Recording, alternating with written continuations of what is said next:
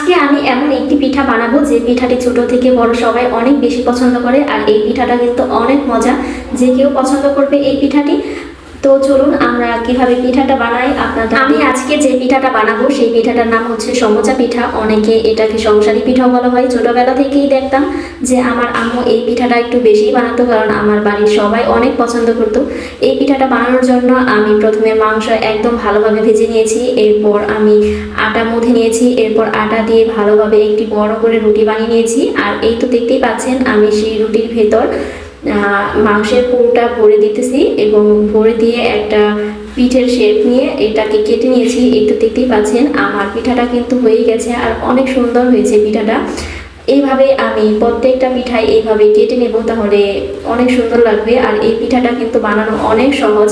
আমি প্রায় এই পিঠাটা বানাই, কারণ এই পিঠাটা ইরার বাবার অনেক বেশি পছন্দ। আর ইরারও ঝাল ঝাল পিঠা সবাই কিন্তু অনেক পছন্দ।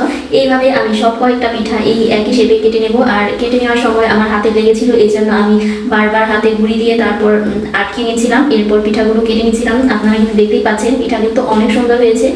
এই পিঠাটা যেমন দেখতে সুন্দর তেমনি কিন্তু খেতে অনেক মজা। যে কেউ পছন্দ করবে এই পিঠাটি। আপনারা যদি এই পিঠাটা না খেয়ে থাকেন তাহলে অবশ্যই বাসায় ট্রাই করবেন, ইনশাল্লাহ অনেক মজা হবে।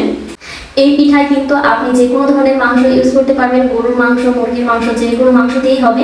কিন্তু মাংসটাকে যত ভালোভাবে ভুনা করবেন পিঠাটা কিন্তু ততই মজা হবে। ভালোভাবে মাংসটাকে ভাজতে হবে যাতে মাংসের ভিতর থেকে তেলটা বের হয়ে যায়, এইরকম করে ভাজতে হবে।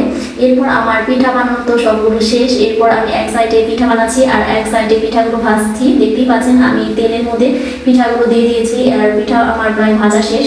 আর এদিকে আমি পিঠা বানাচ্ছি আর ভাজছি আর বানাচ্ছি, দুইটা মিলে কাজ শুরু করছি, আবার খাচ্ছি। আবার এইদিকে আরেকটা পিঠা বানানো হচ্ছে, এটা হচ্ছে তিল দিয়ে নারকেল দিয়ে গোলা এই পিঠাটি।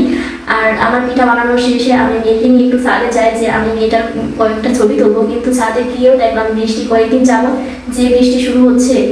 তো তাড়াতাড়ি করে ছাদ থেকে চলে আসলাম, বৃষ্টির জন্য কিছুই একটাও ছবি তুলতে পারলাম না। আজকের ভিডিওটা এই পর্যন্ত, ভালো থাকবেন সবাই।